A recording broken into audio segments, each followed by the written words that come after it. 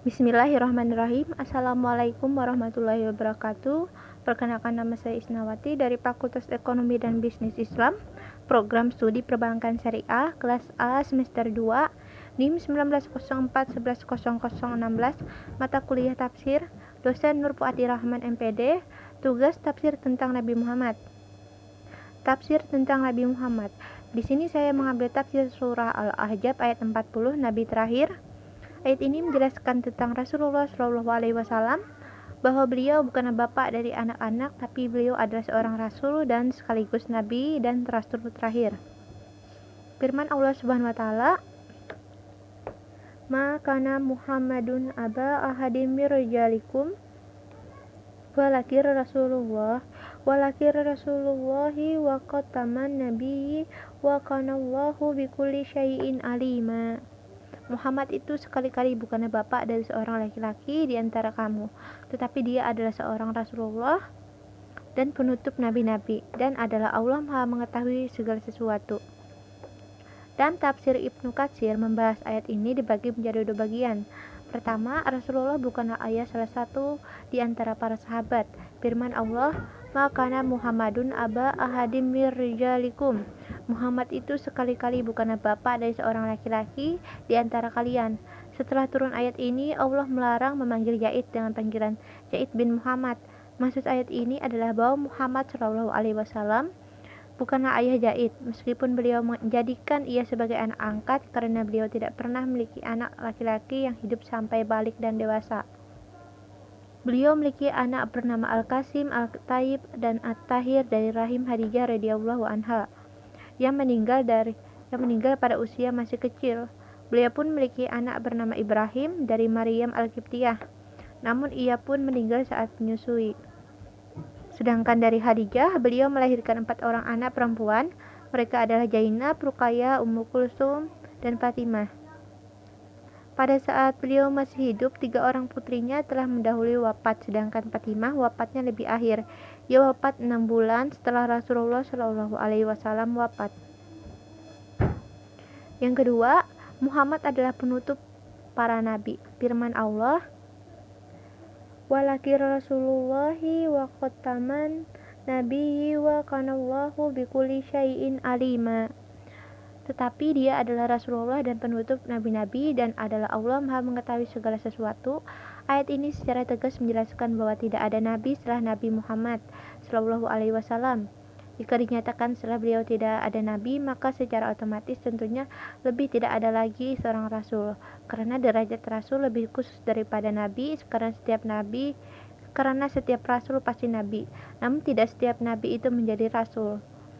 Mengenai pernyataan ini, tidak ada nabi dan rasul setelah beliau. Banyak sekali hadis-hadis mutawatir yang bersumber dari Rasulullah dan diriwayatkan oleh sebagian besar para sahabat radhiyallahu anhu yang menyatakan hal itu. Imam Ahmad telah meriwayatkan dari Ubay bin Ka'ab dari ayahnya dari Nabi SAW. Beliau bersabda, "Perumpamaan aku dengan Nabi yang laksana seorang laki-laki yang membangun sebuah rumah. Kemudian rumah itu ia perindah dan ia sempurnakan. Namun pada bangunan rumah itu ia meninggalkan sebuah tempat kosong yang semestinya diisi oleh sebatang batu bata yang tidak ia letakkan. Saat itu manusia mengelilingi bangunan secara seraya merasa kagum dengan keindahannya. Mereka berkata, seandainya tempat kosong ini dapat diisi oleh sebuah batu, niscaya akan sempurna keindahannya. Maka dibandingkan para nabi lainnya, aku inilah batu yang menyempurnakan tempat kosong tadi." Hadis riwayat Ahmad. Hadis ini diriwayatkan juga oleh Imam At-Tirmidzi. Ia berkata, hadis ini derajatnya hasan sahih. Hadis yang lainnya diriwayatkan oleh Imam Ahmad dari Anas bin Malik radhiyallahu anhu. Ia berkata, Rasulullah SAW bersabda, "Kerasulan dan kenabian sungguh telah terputus, tidak ada rasul setelah ini dan tidak ada pula nabi." Anas berkata, hal itu membuat manusia guncang hatinya, karena risalah dan kenabian akan berakhir.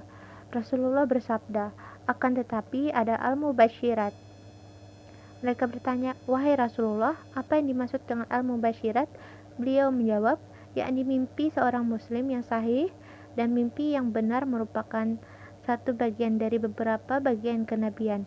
Hadis riwayat Ahmad. Hadis ini juga diriwayatkan oleh Imam At-Tirmidzi dan beliau berkata hadis gharib. Hadis ini juga diriwayatkan oleh Imam At-Tirmidzi dan beliau menyatakan hadis gharib. Aku diistimewakan atas nabi lainnya dan 6 buah keistimewaan. Pertama, aku dianugerahi Jawami ul Kalim, perkataan yang singkat dan mengandung banyak hikmah. Aku dimenangkan atas musuh dengan dilemparkan pada mereka perasaan takut. 1 bulan perjalanan menuju peperangan dimulai. 3. Dihalalkan bagiku harta rampasan perang. 4. Tanah dijadikan untukku sebagai tempat sholat dan alat untuk bersuci.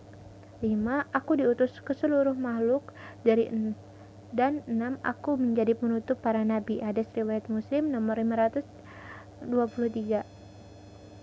Hadis lain dari Jubair bin Mut'im radhiyallahu anhu, dia berkata, aku mendengar Rasulullah shallallahu alaihi wasallam bersabda, sesungguhnya aku memiliki beberapa nama, aku Muhammad, aku Ahmad, dan aku Al-Mahi, yang menghapus, yang denganku Allah menghapus kekufuran. Aku Al-Hashir, yang mengumpulkan, semua manusia akan dihimpun setelah aku Al-Aqib, yang berarti tidak ada nabi lagi setelahnya. Hadis riwayat Ahmad. Allah tabarakallah telah menggambarkan dalam kitabnya dan Rasulullah Shallallahu alaihi wasallam di dalam hadis yang mutawatir pun telah menjelaskan bahwa tidak ada nabi setelah Nabi Muhammad Shallallahu alaihi wasallam. Penjelasan ini hendaknya mengajarkan bahwa siapapun orang yang mengklaim sebagai nabi setelah beliau, maka orang tersebut dinyatakan sebagai pembohong besar, pendusta dan dajjal. Ia sesat dan menyesatkan. Umumnya ia memperkuat kesesatannya dengan berbagai macam trik, magic, sihir, dan ilmu-ilmu hitam. Semua pengakuan mereka hanyalah kemustahilan dan kesesatan yang nyata bagi orang-orang yang berakal. Allah telah membuktikan kesesatan beberapa nabi palsu seperti Al-Aswad Al-Ansi di negeri Yaman dan Musyalimah Al-Kadzab di Yamamah. Dengan sepak terjang mereka yang merusak dan ucapan-ucapan mereka yang sesat, setiap orang memiliki akal yang sehat dan pikiran yang jernih pasti akan sepakat mengatakan bahwa mereka itu adalah pendusta yang sesat. Kesimpulan surat Al-Ahzab ayat 40.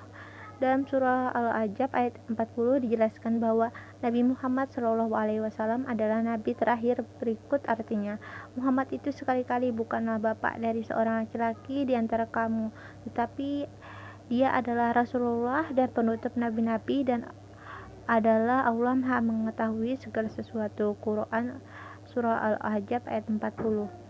Kata khataman nabiyin di ayat itu menjelaskan bahwa Nabi Muhammad SAW adalah nabi terakhir yang diutus Allah Subhanahu wa taala, karena kata khat itu berarti akhir dan mengakhiri. Jadi tidak ada nabi lain setelah Rasulullah SAW yang membawa ajaran baru. Mungkin sampai di sini saya menjelaskan. Jika ada kesalahan atau kata mohon dimaafkan. Assalamualaikum warahmatullahi wabarakatuh.